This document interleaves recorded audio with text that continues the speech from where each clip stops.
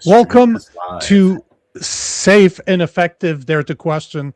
I'm your host, Nico Lagan, and today I'm joined by co-author of The Solving Illusions, Disease, Vaccines, and the Forgotten History, Roman Bystrianyk. How are you Hey, doing, you said sir? it correctly. That's very good. You must have practiced. It's Uh, usually like I'm, Bisternick or something like that. So that's pretty I'm cool. French. I'm French, so Uh, anything that is not English, I can do. If it's that's English, great. I'll probably destroy it. So lucky for you. So John Smith would be very difficult for you. Yeah, 100% can't do it. Can't. Too many syllables. Too many syllables. Oh So man. that's a very self-describing title for a book, by the way. The Solving Illusions, Disease, Vaccines, and the Forgotten History. What does that mean exactly? Like, if you don't Um, mind telling us the why did you guys come up with this title? so when I started this research, this is almost 25 years, oh, more than 25 years ago. Shit, I'm getting old. Um, I had this idea about what vaccines were and what they did. And as I went through data, and then I ran into Suzanne later on, it became clear that what I thought was true is basically an illusion. So we tried to dissolve the illusion and talk about the history that we basically forgotten. It's still all there. We just forgot about it and moved on. So I think that's where we came up with the title, and I think it really describes what's in the book pretty well. Talking about illusion, because that's one thing I ask every single guest that comes on my show is what do they believe is the top three biggest lies big pharma is telling us? Wow. So I have a bigger picture idea. Okay. And I think what we have decided to do over the decades is use pharmaceutical drugs and interventions as a solution to problems that we've generated ourselves, our lifestyle, our diet, exercise, sunshine, good relationships, all these types of things that we've tried to replace by treating symptoms, eating poor foods, and all this stuff is all intertwined. So I call it the sickness industrial complex. So if we go back to the basics of living correctly, then much of this just goes away. We used to spend about 4 or 5% of GDP on the medical system, and now it's 18%. It's careening towards 20%. This is insane. This is because we're trying to fix problems that we've created ourselves through toxins in the environment as well, and all sorts of different things. So we put all these bad ingredients into our systems and we feel bad. Then we go to a medical professional to try to fix it, and they use drugs and other things to try to patch things up. And sometimes they make you feel better, but then in the long run, you still have problems, or they generate more problems. So I think it's the big lie we told ourselves over the decades that we want simple, easy solutions without taking personal responsibility and doing all the things we need to do. That's what the big lie is, more or less. We fooled ourselves, but there were people in the early 1900s that realized that this was true, but they slowly these medications came into play, and people want easy. And people are always willing to sell you easy. Oh, take this pill for your blood pressure, or do this type of thing. So you get bamboozled into it, but you want to be bamboozled, as one doctor once said in the early 1900s. People want to be bamboozled. You want to be shown an easy way, like this Ozempic. Well, you're overweight. Don't worry about exercise or eating properly. Just take a pill, and then you end up with problems. And you go, why did I end up with problems? So we keep on repeating this problem, this kind of issue. So that's one big giant lie. I think that probably covers a lot of different ones. So that's a lie that we tell ourselves that big pharma is taking advantage of, Sure. clearly, because they're Well, creating customers, right? They don't want to find real solutions, neither do we. right. It's not just big pharma. It's big agriculture. They're producing substandard food. It's low in minerals, low in nutrients. And then we go to these packaged, food companies that create McDonald's and Dunkin' Donuts and Doritos and Coca-Cola. These all are like negative nutrition, right? So over time, you're worn out, you get obese, you're wiped out, and then you say, well, what's wrong with me? Then you have to go oh, you have high blood pressure, you have diabetes, you have these things. But we don't go back and say, well, maybe you shouldn't have done all those things and maybe you should stop doing those. We don't do that in general. But if you do, you get tremendous results. And because I've known people that have done those types of things. So if you reverse course, you can reverse these disease processes. So again, it's a sickness industrial complex. There's a lot involved. There's the banking industry, there's advertising, the government's involved, everybody's involved in the sickness industrial complex. So it's a massive system. And but you can take control of your personal life and tackle it yourself. You have to do some work at it. You have to work at these things. And when you do, you feel so much better. And you can just take control of your life. You feel better. Why wouldn't you want to do that? But it does take effort, and that's the trick. One of the things I always say is treat your body like a dumpster. You will feel like garbage. Well, that's true. Yeah, you put garbage in, garbage and that's out. what we see. Yep, that's what we see today. Right.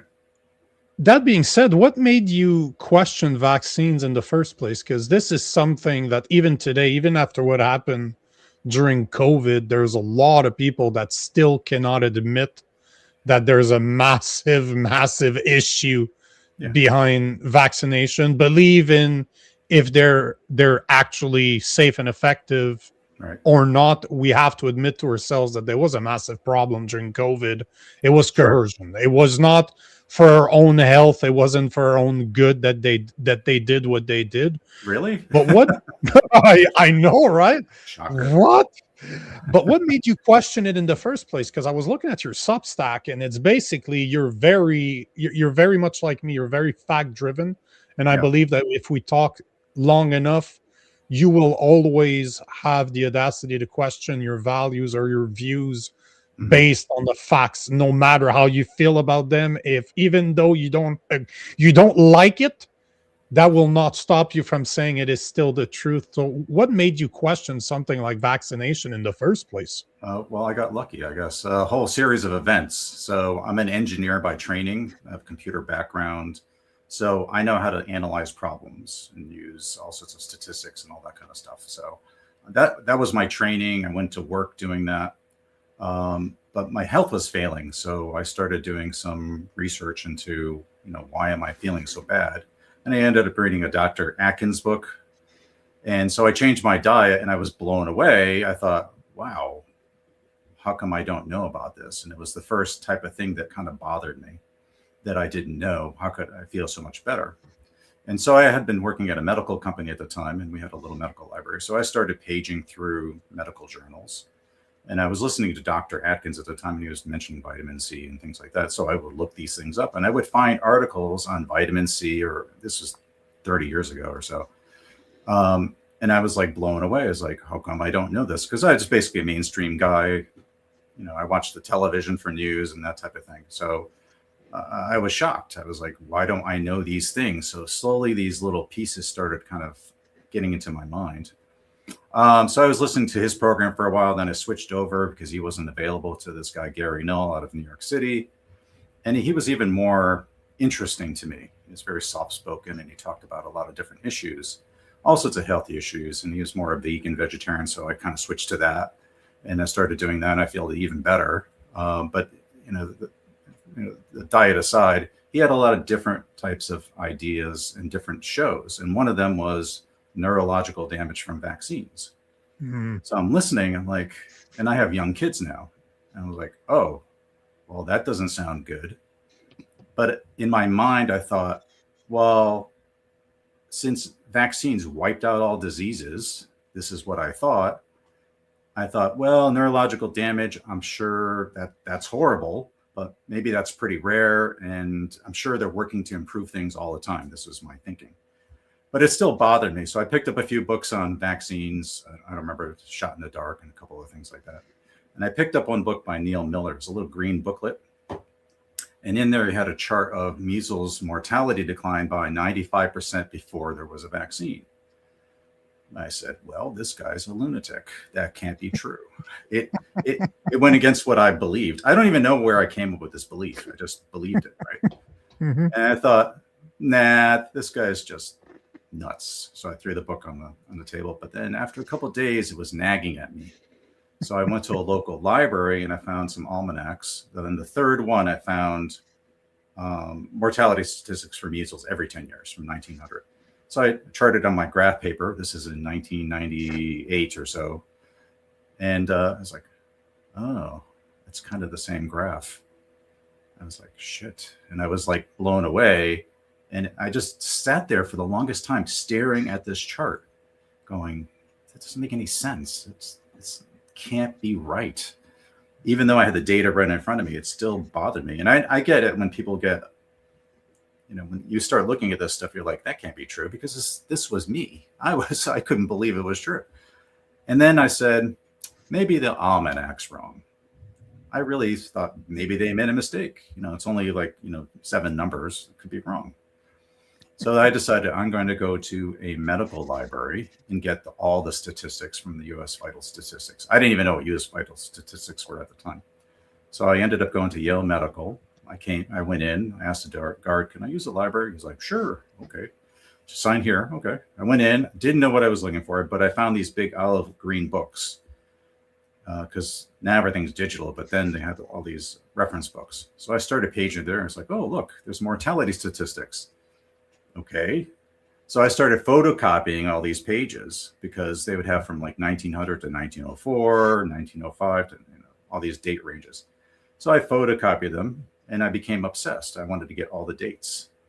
So then I got all these photocopies and went back home. I still have them in my office in my closet, all these photocopies. Then I put them into a spreadsheet and I was missing some. So I had to go back a second time and get a few dates. And then I put that all in and I did my first chart. And the chart, boom, there it is. Measles mortality declined by 98% before there was a vaccine. And I was like, okay, this can't be true, but it is true because here's the data. And then I did whooping cough, same kind of thing. And these other diseases, I said, what the hell is going on? What could this be? How come we don't know this? Or I didn't know this. I assumed nobody else seemed to know this. It was just kind of embedded into my consciousness. So I just started doing more reading and reading medical journals. And then I was able to get data from England and they began gathering statistics in 1838. So we started in the US in 1900. So we had a whole bunch of years over there. And that was even more dramatic because there was massive death from all these diseases in the 1800s. And they basically all tapered off before they came out with the vaccines in the later 1900s. So that was even more dramatic because now for measles and whooping cough, the decline in mortality was basically 100% before they came out with the vaccine. If you go from the peak down, I actually have the charts. We can take a look at them.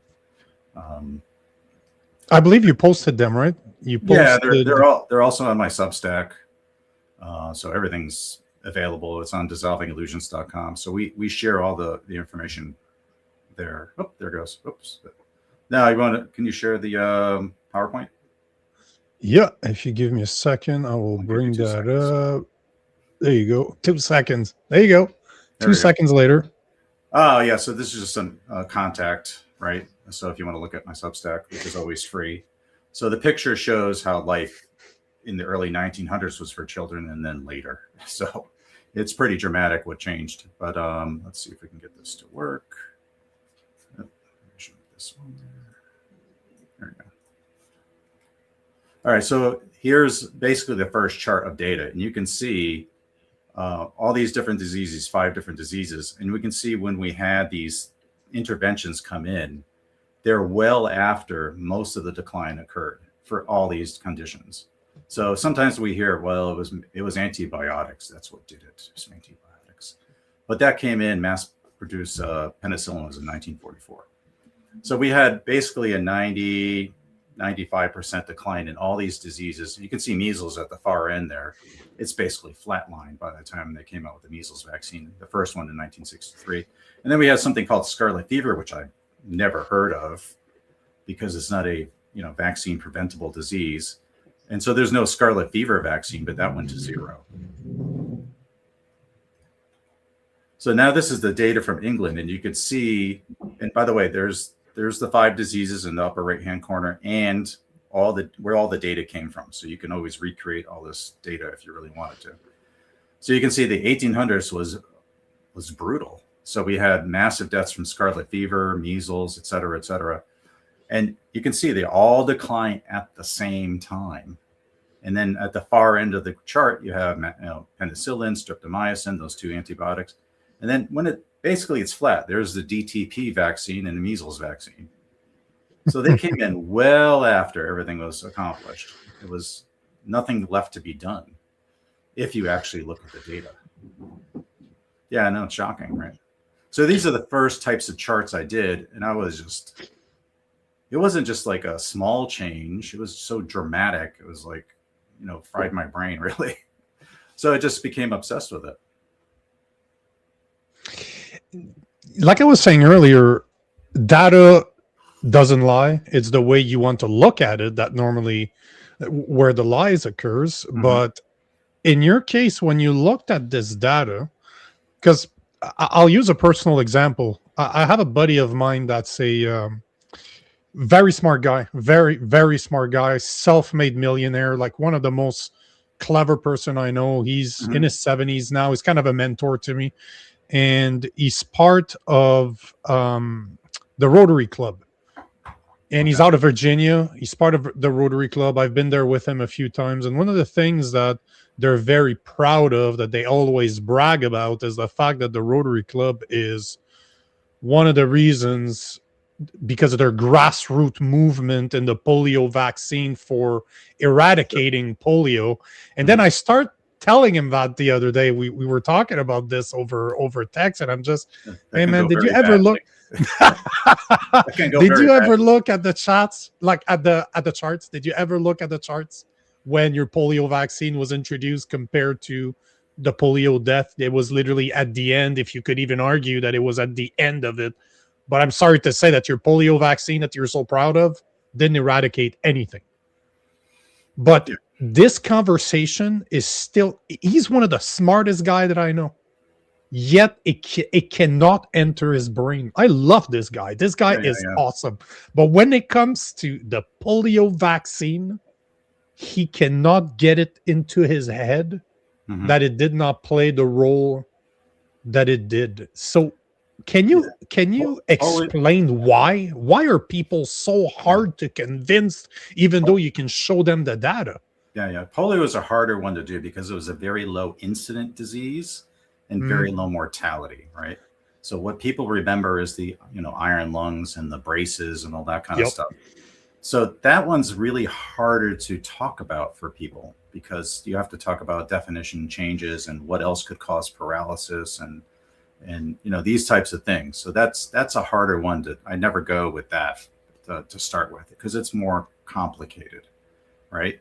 But when you see mortality decline from measles by nearly 100%, scarlet fever 100% with no vaccine, whooping cough down 100%, and so you have all these diseases that were once rampant and now they went to basically zero without any medical intervention. You have to ask yourself, what is going on here, right? That's a much easier road to go. And even then, because I was that guy, you show them that, they go, that can't be true. Of course it can't be true. That's ridiculous. We know they saved us. I still don't know how that got embedded into my consciousness. Maybe it's a societal consciousness. I don't know. But it's very hard to overcome that initial wall because I've shown people charts and a lot of times they'll do this. And then they'll switch the topic because it's so shocking that you can't, assimilate it. So, but some people go, oh, wait a second. Let me think about that. But that's actually pretty rare. It doesn't happen that often in my personal experience anyway. So why it's a hard nut to swallow. This kind of idea has been around for 300 years. First, you had inoculation that started in 1720s. And that was taking some pus from somebody with smallpox and scratching onto your arm repeatedly to make you sick so that you wouldn't get smallpox later, right? And that didn't really work out too well, even though it was a well-celebrated medical intervention. So by 1798, another guy came along and basically did the same thing. He took some cowpox pus from somebody's arm and then scratched it onto somebody's other arm to prevent smallpox. And that's where we get the word vaccinate from, because they took it from a cow. Actually, he thought it was from a horse or a goat. It was a very confused kind of thing. But this idea has been around to protect yourself from the thing, has been around for 300 or more years, because people always, so when you look at a chart of, let's say, measles, you see a high death rate and it goes down, down, down.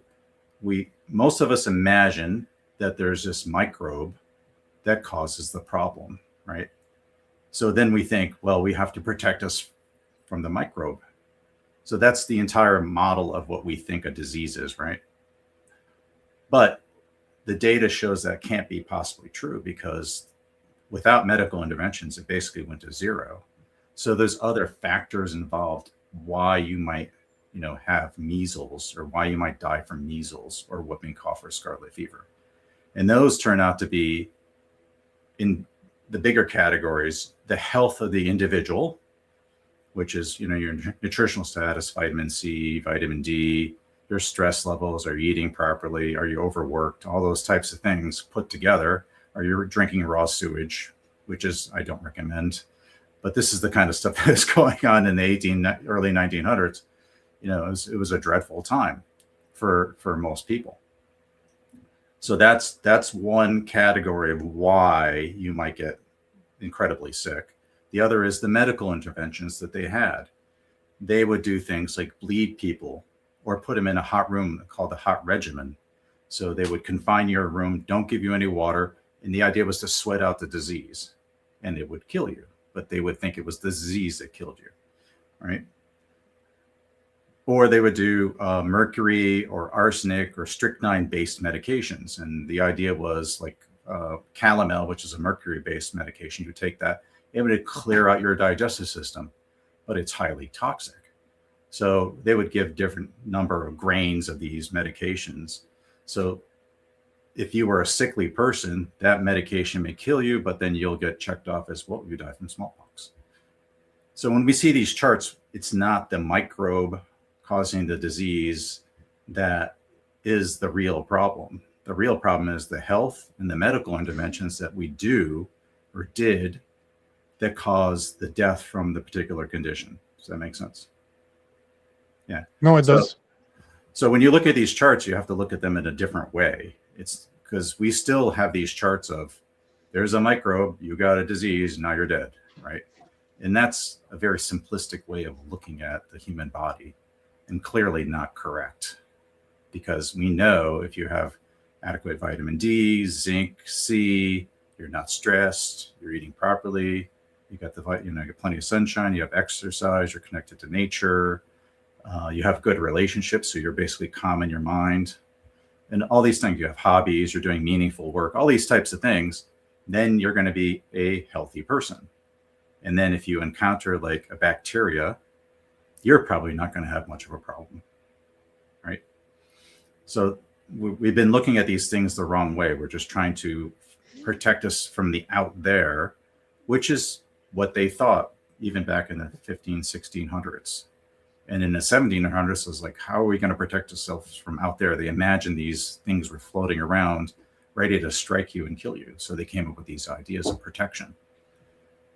But by the really the late 1800s, early 1900s, there were people that understood it wasn't about that. And that was the sanitation revolution. They were trying to clean up the streets and make people healthier by eating properly, labor laws, all these types of things they put in place. And that's why you see that big decline in mortality. And they also started eliminating things like the hot regimen. That fell out of favor. Mercury fell out of favor. Bleeding for everything. They bled for everything. It was like crazy. That fell out of favor. So those medical interventions went away. So as all those things changed, you have this massive decline in mortality from these diseases. And that's what really did it. And that's kind of it, dissolving illusions in a nutshell. So there's a lot more information in there, but that's basically what we're talking about in this story. why is it that to this day we have access to all of this data? We can find everything you're talking about. The charts that you showed, I've seen those charts before. Right. You clearly see that it was all in decline, and most of the time you can look at water, for example, being one of the biggest difference in health is access to clean water. Sure. Something as simple as washing their hands before they eat or before they touch others made a massive difference. So would you say that in today's world, considering that one can argue about the state of our water system in cities, Yeah, sure. don't know that I would say that it's healthy to drink. I don't drink that water, but let's say that Right.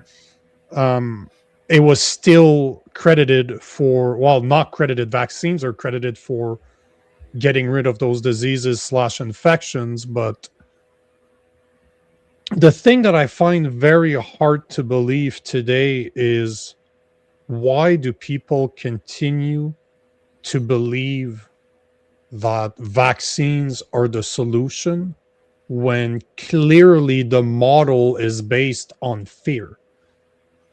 Because as you said, you said it in a way that I agree. They imagine, because to this day, talk about illnesses, talk about infections in our head right away. You think that there are pockets of those infections everywhere. If I somehow maneuver through those, around those pockets of infections, I'm going to be okay. I'm not going to get it. So don't step there, but don't go there, go there. Right. But this is still the whole medical system, especially big pharma when it comes to vaccination, is based on fear. You need this or else this is going to happen to you. How did we come to this? How did we get to be so brainwashed at the beginning of the 1900s? Because that's when it happened, right? At the beginning of the 20th century. So this idea of these they call them animalcules or some virus, they would call it was a generic kind of concept. They felt there was something out there that was making you sick. So that's been going on for centuries. The idea of protecting you from those things out there, that's what came up in the early 1700s and then basically early 1800s, right? So they came up with these ideas, and it's a very seductive idea because there's something out there. I can protect myself from this unknown, unseen thing that could get me, right? You can't see it, so anybody could say, yeah, it's there. So you could run into it anytime. It's invisible, right? So it's a very seductive kind of way to think. It's like, here's that. I can't do anything about it because I could get it. Anybody could get it. Anybody could get it. Anybody could drop dead. So this gets into your subconscious, right? So how am I going to protect myself? And there was this, basically medical push. People were making money off of this concept of vaccinating and medications in general. And so you say, well, what am I going to do? Well, I'll go to the experts. And the experts were promoting these ideas. And then they were forcing it through legislation. COVID wasn't the first type of thing that was ever forced. The smallpox vaccine was forced through legislation, compulsory vaccination, which began in basically 1850s, and it continued on for quite a long time. You had to get your child vaccinated there was only one vaccine at the time, was against smallpox, at 3 months of age in England. It's crazy. You scratch a baby's arm and you put some pus into it and hope for the best. But, these ideas got embedded. And so this notion of inoculation first for 70, 80 years, and then vaccination, that continued on. And even though it was discredited by various authors in the late 1800s, early 1900s, the majority still went along with the idea. And the idea of vaccinating, which again was supposed to be from a cow, right? It became a generic idea of protecting you from the outside world, which you can never see. So it is, people get convinced that's how you protect yourself. When you're a human, the human body is actually remarkable at, taking care of most bacteria and things like that. That's not a problem. So if you encounter a bacteria, it doesn't actually get into your bloodstream, you should be fine. Your body will handle it, assuming you're somewhat healthy. And by the early 1900s, actually by the 1950s or so, most people were really pretty healthy compared to what they were in the 1800s. Because again, if you go back to the 1800s, you would live in a small shack, tenement, horrible conditions, no ventilation. You might be working 12, 16, 18 hours a day, 7 days a week. Children were working as young as 4 years old in mines and factories. There's no sanitation, there's no fresh water. So you went to the bathroom, went out the window or into cesspools or just overflowing into the streets. It was pretty horrific. And that would drain into your water supply like the Thames River. And that's what you drank from. The food, there was no refrigeration. You got food, it was sitting around for who knows how long, not nutritious food. So you had all these different things making people horribly sick, horribly weak. And then if you were like in, say, London, you had the London fog, which wasn't, nice fluffy clouds. It was air pollution. And so there were times you couldn't even see the sun. So you'd have these big, thick clouds of soot coming from all the coal being burnt. So no one could be healthy in those environments. So you're starving, you're eating poor quality food, you're overworked, you're drinking sewage water, and then you're living in a chimney. So who's going to be healthy? So something is going to happen, and they're going to say, well, you have tuberculosis, which was one of the bigger killers, actually. You have tuberculosis, so, sorry, you're doomed. You're pretty much doomed from all these diseases. But as those things were addressed by what they call the sanitation revolution, they got rid of they brought in piped water slowly. Then there was changing how we lived in those cities. So we got rid of the tenements. We also had horses dropping manure everywhere, transporting. Later on, we had cars and trucks to move things around. And so we transformed society from this kind of toilet bowl, chimney kind of environment where people were overworked because we started putting labor laws in. Children were no longer allowed to work in mines and factories, and they got older and older. And we created really a utopia by the 1950s, 60s, and 70s. And so with that dramatic change, these diseases were no longer a major issue. They were almost not part of the mortality statistics. They were very small, when at one time they were huge. So that's the big transformation. I don't know if I answered your question because I forget what the question was. Well, technically, you're kind of giving a bit more weight to my question, because if indeed we had created some type of utopia in the 1950s in a way where you're talking sanitation, you're talking about having access to healthy food, people being just all around healthy, both physically, mentally, one could argue spiritually. I'm a very spiritual person. The three, to me, the three are connected.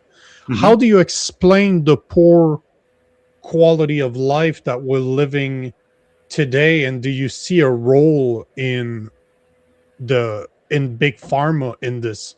Because there's no evidence right now that can show that vaccination makes you healthier. On the contrary, if you start digging at the facts, it's the complete opposite. Yet here we are today in a world where we used to be healthier in the 1950s than we are today. We're talking about 72% of Americans are either obese or overweight right now. Yeah. So when we have a different health problem now than we did living in a giant toilet with chimney smoke and being overworked. Now we have a different problem. Now we have an overabundance of refined carbs and other junk foods, 24/7 access. So we've become an obese nation, right? We're also indoors all the time, so we're not getting the vitamin D from the sunshine. We're not exercising. I mean, some people do. A lot of people don't. So we've created another health problem because of our abundance. And then because these time frames are over decades, people forgot what's life like in the 1800s. They watch movies. They think it's like parasols. And, I like watching movies, but you see these movies and you think, well, that's the way life was with carriages and balls and all that kind of stuff. But that's not what it was for most people. It was really quite brutal. So we've forgotten what it used to be. And then we don't even really remember how life was in the 50s, 60s, and 70s, where people were relatively healthy. They were relatively thin. They were outside. Kids would go. I grew up in the 70s, so I'm old. But you go outside, Mom's goes, "Oh, you're going out? Bye. Come back before it's dark." And you went out and you did stuff all day long in the sunshine, running around, down creeks and stuff like that. And then you came back and we had relatively good food for breakfast, and maybe I'd run back for lunch, grab a sandwich and stuff. But there was no obesity problem, not really anything dramatic, and people were relatively doing well. But that's slowly morphed because there's industries and they always play on the weaknesses of people. Here, have a bag of chips. Well, let's supersize them. Oh, McDonald's. So when I went to McDonald's as a kid, you got a little Coke like this, a little package of fries, and a little burger. And that was like a special treat. We would go there once a year or something, like, oh, we're going to McDonald's. This is so great. Because I'm a stupid kid, right? And so we'd go there and like, oh, that was it. No toys, no, triple Big Macs or whatever they have now. I don't know what they have now.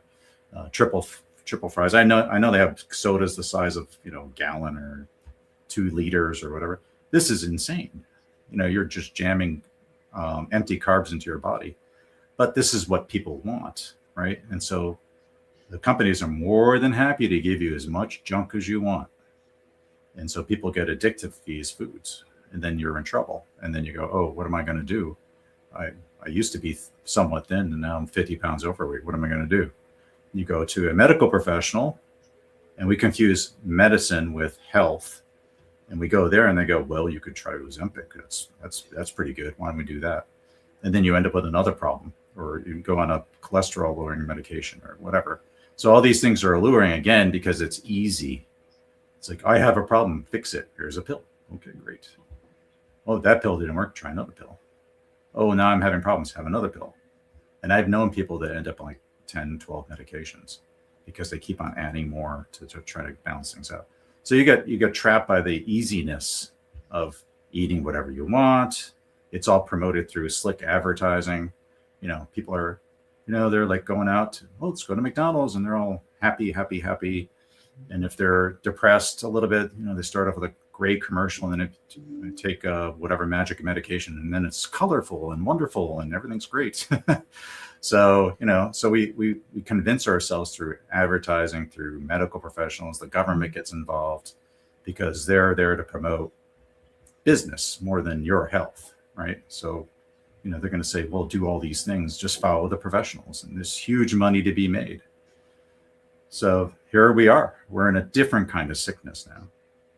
If we had learned the lessons in the 50s, 60s, and 70s and actually stuck to that, we wouldn't be in this mess now. Do you think there's a part that is pushed on us? Because if you look at what we call informed consent, this is no longer something that is encouraged, obviously. But do you think it's on purpose? Because it's very hard for me to believe. If I look, I agree with what you're saying. I agree that we have a massive health issue. Mm-hmm. We definitely don't want to take personal responsibilities for a problem. So we would rather go see a professional, and I'm going to air quote here for a professional. I'm not going to call them doctors. I'm going to call them professional. I just won't stipulate professional of what. But we go see professionals instead of wanting to deal with our health ourselves, because that would mean change. That would mean it's our fault that we are in the situation that we are in. But at the same time, we are also not told the truth by the medical system. Like, there's no such thing. You're not. No, go ahead. Right. You're not going to be told the truth by any industry that's promoting a product, right? Even if it's a car, you see the car, it's a SUV or something going off-road, and the person's having a great time, and it's like they go to the beach and they have a wonderful family and they have a bonfire and everything's great. The idea is to convince you that's what's going to happen to you. They're not just selling a product, they're selling an idea, right? And that goes for medications too. Oh, I don't feel so good. Oh, that's bad. Oh, but you can take medication X, and then suddenly everything's colorful, and you're running down the beach, and you have a wonderful partner, and you're maybe in a bathtub on a beach because you had some kind of dysfunction, which, why is there a bathtub on the beach? I don't know. But anyway, you're selling an idea, right? And the idea is to make you feel my life's going to be better if I do this. So advertising is very slick. It's to suspend your mind for a minute so you believe something, right? So there's a lot of people that want to make money off of these products. That's just the way our system's set up. And it becomes very alluring because I can just do that and fix my problem, right? I don't have to control anything. I don't have to control my eating or maybe my hoarding, or maybe I have to exercise. Well, I don't want to do that. That's too uncomfortable. Sunshine. Well, why would I want to do that? I might get cancer, because that's been promoted for a long time. I know people that don't go in the sunshine at all because they're afraid they're going to get cancer, which is not really true either. And then we're stressed out by 24/7 media of disaster, death, destruction. And the human mind wasn't designed to keep on taking all this stuff in. And we have social media, so now everybody has to look a particular way on, Facebook or whatever. It's overwhelming. But you don't have any real, authentic connections. So you're not really connecting with people. You're just caught in this, virtual reality bunch of crap. And that's like weighing on you psychologically all the time. How do I look? I got to take a picture. I better buy a new outfit. And I better morph my picture so I look like a cartoon character, so I'll be acceptable. And so everything's become very superficial. So you have all these factors put together. How are you going to have a healthy society? And we have all these guys ready for the solution. You're depressed, here's a pill. You're overweight, here's a pill. And so you get sucked into that. So I don't know how we get out of it. The only thing you can do is at a personal responsibility level, you just do things the way you need to do, which is really, it's not rocket science, right? You can debate like what diet's better than the other diet, but if you're eating a whole foods diet with diverse foods in it, and you're exercising and you're getting sunshine, and you have a happy day, you're going to be doing pretty well. And this is what people were doing in the 50s, 60s, and 70s. Now it's just crazy time. And the only reason I really know is because I grew up during the better times, 70s, where we didn't have all this junk food. You had soda on a birthday or Christmas or something. Oh, soda, okay, that's great. I like orange soda. Give me a little glass of that. And the glass was like this big. Now it's just like, if you go to like Stop and Shop or whatever big box store, it's like the whole aisle is soda. It's like more soda than there's vegetables in the place. It's crazy. So you get sucked into all this nonsense. And there was a time when I was in my 20s, I was drinking more and more soda because I didn't know any better. But we get convinced because everybody else is doing it. It becomes a societal norm, and we get sucked into it. And now we have a very unhealthy society. So what are we going to do about it? Well, we're just going to sell more drugs. Or now we'll do procedures. Well, we'll just do gastric bypass. Let's do that.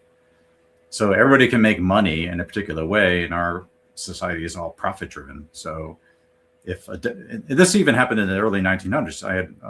I read about doctors that said, hey, you know what? You need to do these things and you're going to be healthy. Well, I don't like that. I'm going to go to a different doctor until they get the answer. I know people in the modern era, well, not maybe now, but 20 years ago, where the doctor would say, you got to lose a little weight. You got to do that. Well, I'm out of here. They go get a different doctor. They don't want to hear that. And there's no money to be made in trying to get people to be healthy. Do you think that's how COVID happened? Because the response to it to this day baffles me. Like, I'm Canadian. I look at 81 to 90% of people got vaccinated, at least one shot in Canada, Sure. which is insane if you hear about it, especially right. I'm part of the 10%. My wife is as well. So is my son. Mm-hmm. My son's doesn't have any vaccines either. And I'm the crazy one for wanting to be, wanting my son to be natural. I'm crazy. Yeah. I'm absolutely nuts. How do you explain this? Because to this day, it still baffles me that we had to fight, because my son's 9 months old. We had to fight with the medical establishment. Mm-hmm. And not only, I can understand to a certain point that people that are trying to make money. So they're going to say pretty much snake oil salesmen, right? They're going to say whatever they can in order to sell you. Okay, you know what? I get it. I used to be in sales for a very long time. Mm-hmm. I get it. I know those guys. But how does people that are supposed to be there to help you, doctors, Mhm. nurses, technicians, treat people like my wife, myself, my son as a problem because my wife wanted to have deliver our son naturally. That right there is insane. To them, it's insane. How Sure. naturally you don't want any drugs? No, she did it naturally.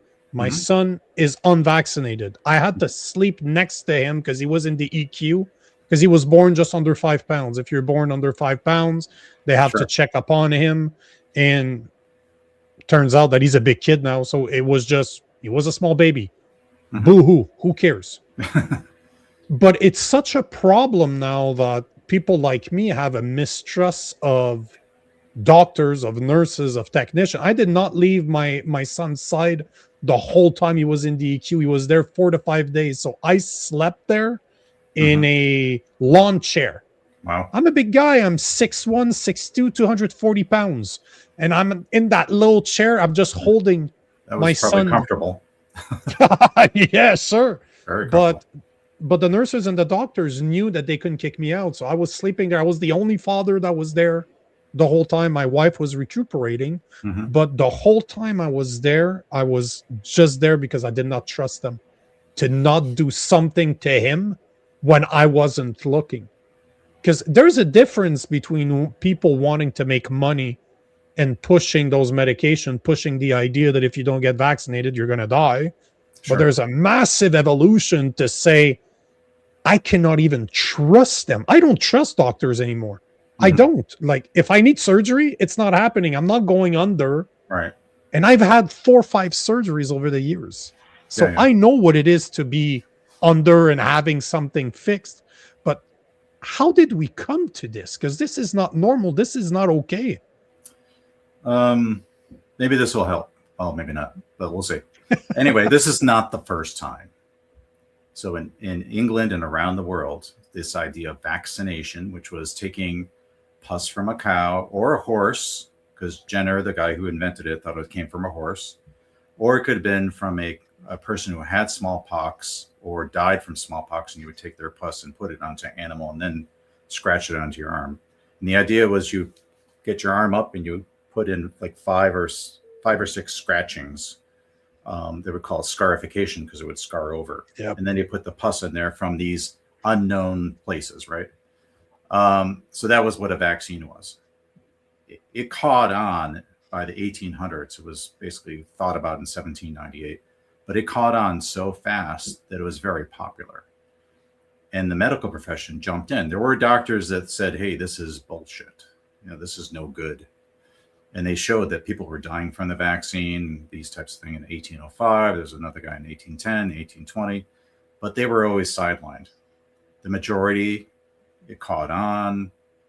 People, these doctors were doing it, and they said, we're going to do these things. And they believed they were protecting people from smallpox because there were some early bogus studies that kind of indicated that, not in the studies that we do today, but they did some analysis and they thought, oh, yeah, this is protecting people from smallpox, which actually turned out not to be true.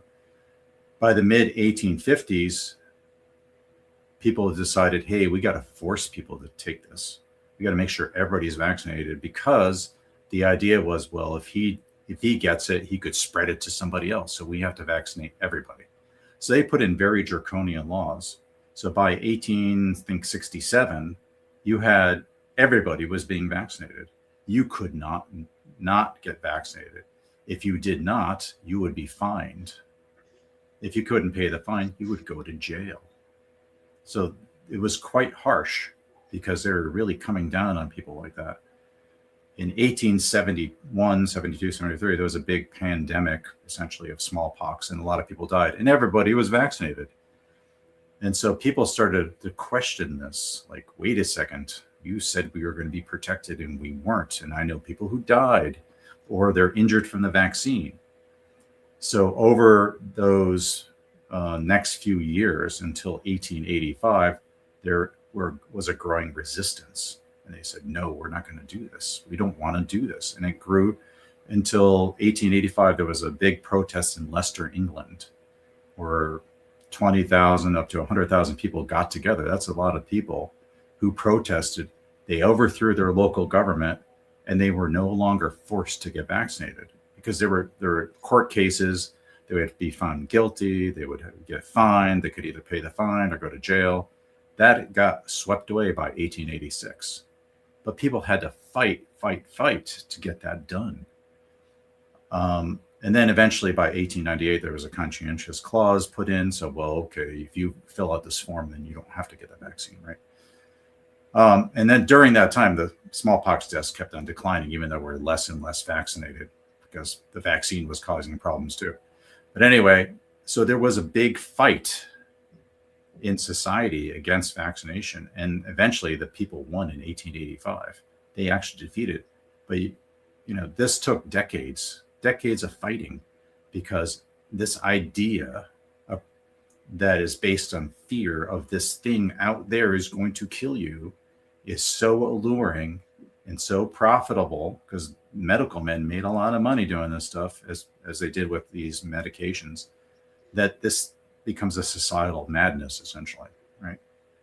And so, by the early 1900s, a lot of people were like, we're done with vaccination, right? They didn't want to do that anymore, and vaccination rates just kept on plummeting. There's only one vaccine, smallpox vaccine, it just kept on plummeting. It wasn't until later they reimagined these other vaccines by the 1920s or so. So they reinvigorated the name vaccination into, we'll protect you from all these other things. And they came up with a bunch of bogus vaccines. There were total failures and they didn't really work, but they kept on this idea to protect you from these other things, kept on being put forward. And because people are afraid of the out there thing, then it becomes very alluring. You want to be protected. And they forget what happened decades earlier. There was a guy, Dr. Crichton, who wrote in the Encyclopedia Britannica in 1888, and he laid out, because he was basically just a regular doctor. He was like, oh, okay, vaccine's great. But when he looked into it, he wrote all about it, and it wasn't very flattering. So that it was in the Encyclopedia Britannica for the next 30 years or so, until they replaced vaccination with a new thing in 1920s called vaccine therapy. And they got rid of all the stuff he wrote about and said, hey, vaccine therapy is great. We're going to protect you from all these different things. So, there's a bit of control, there's a bit of manipulation, but the main thing is people want to believe that these guys have the right idea, protect you from the out there. And most of those guys are not telling you, these doctors are not telling you, we'll get healthier, eat right, and all these types of things. There were doctors that did that, and there were more and more doctors. But over the long run, they eventually got, bumped off. Well, not killed, but they basically got replaced by the ones promoting these procedures, promoting medications, because it's profitable. There was one doctor, a patient came to visit him. He said, well, I've seen a few doctors and nothing's working. He said, he talked to him and he said, you have to chew your food, and you're going to have a lot better outcome. The guy's like, well, I'm not going to pay you for that. That's ridiculous. They said, look, go do that for a couple of weeks or whatever it was, then come back. And if it worked, you can pay me. And it did work. And he came back and paid him. Right. But there's no profit in telling people, don't do something dumb. Go back and do it the right way. Chew your food, eat good food, drink water, don't stress about every darn thing, that type of thing. Right. No one's going to make any money off of that. That's the whole kind of problem on that end of it. People want easy answers, and there's somebody who's going to sell you an answer. A sucker born every minute. Here we are. COVID's no different, except now you had a global network that's coordinated, and you have social media, and you have the networks, and everything's kind of owned by the same people. And so it's easy to synchronize your message across the entire globe. So it's easier than it was in the 1800s, because vaccines in the 1800s were mandated in many places around the world, even back then. So a lot of people were injured or killed by vaccines, but those are kind of just all, well, let's forget about those. But anyway, the same thing has been done now. It's easier to do, but it's also easier to get this information out by,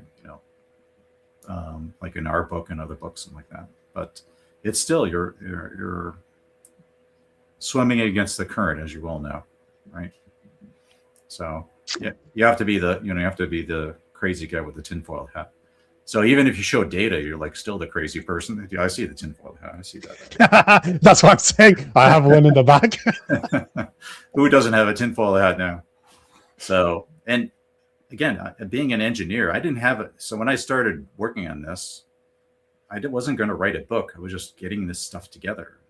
But when I did decide to write the book, I was like, I got to share this because I need to. I said, I'm going to keep working on this. Whatever the data shows is what I'm going to do, right? Whatever the quotes in history show, I'm going to try to create an objective as best as I could picture of the history. And whatever way it falls, I'm going to try to be accurate and, present a real picture, right? I didn't want to just sell a book. That wasn't my objective at all. As a matter of fact, when we finally published, I was like, well, we'll probably sell a couple hundred copies. I didn't think it was ever going to be anything, but I just felt I had to do it. But it was about trying to be as accurate and truthful as possible. And that's, it was a lot of work, a lot of work. I got to say, you said something that I agree with you 100%, that there is a way out. We just need to fight back like they did at the end of the 19th century. And to me, it's no different today. It's just it starts with education. People need to know that it is a problem. Yeah, which is what 1885 was the big Leicester Revolt. I just wrote a historical novel based on that because people were saying, "Oh, dissolving illusions, that's too much stuff in there. I can't read all that. It's too boring. It's too rough." So I created a novel based around that whole thing. It has a lot of romance and exciting adventures and stuff like that, and it ends up in the Leicester Revolt. And I recreated as best as I could the real march through the streets and what they did and everything else. So it's pretty accurate. So it's a real history, but it's made to be more normie friendly, as they say. So yeah, it was quite the spectacle when they fought against this. They had floats and they had bands playing, and they showed Jenner, who was the inventor of vaccines. They had him on a scaffolding, and they kept on doing the long drop, executing him, and they had all sorts of stuff. But they eventually won. So you can win. It just might be harder now, right? Because you're fighting against a big machine. They had a machine then, but it wasn't just as strong, right? But they did win. So you can win. And I think a lot of people have won at the local level.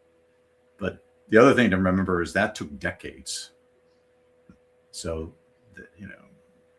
with the failure in 1872, it still was until 1885, 13 years later, before they had the revolt in 1886 when they threw the bums out, put the new guys in, and said, "Well, okay, you don't have to vaccinate if you don't want to. We're not going to prosecute you." Boom.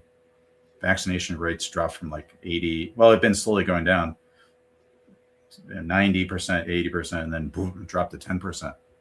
The medical professionals were like, "You're all going to die. You're all going to die. You're going to be sorry." Never happened. They were fine for the next 60 years. Leicester showed that you didn't need the vaccine. So it can be done. It's the perfect way to end it. I always try to end my content on a good news on the way out. So I appreciate that. That's the perfect place to end it. I want to thank you for taking the time to join me My pleasure. Come on the show. Thank you for the people in the comment section. I don't know if you had something to say before I end it. I will give you the opportunity to promote if there's something that you're doing right now that you want to put out there. Oh, well, you can go to my Substack. It's always free, always will be free. I write new articles once in a while. All the charts are in there and the photos from the book. You can also go to dissolvingillusions.com, and all the charts and photos are there as well. Like I said, I have a new novel, Tender Mercies it's called. And people who've read it really like it. So it's my first jump into historical fiction. But I really had a great time writing it. It was so much fun. So it's less. There's also references at the back of the book because every chapter has references that feed into the story, so you can go verify that the story is not completely made up, right? So that's something to look at. I think it was a lot of fun, especially if you're a normie and just want to read something that's a little bit more pleasant. So yeah, life is good. I would say, try to eat correctly, exercise, drink lots of, fresh water, not soda and all that garbage, exercise, have a good day, have good relationships, and be true to yourself and be spiritual in some way. These are all great things to do. And then you'll go, I don't really need all that stuff. I don't need the junk food. I don't need the medications.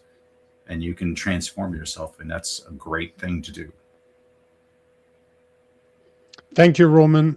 Thank you very much for being here, guys, in the comment section. Thank you very much. I'll see you guys in like 50 minutes. Until then, yeah, 50 minutes from now, we'll see you guys. Thank you for being here. Until next time, peace.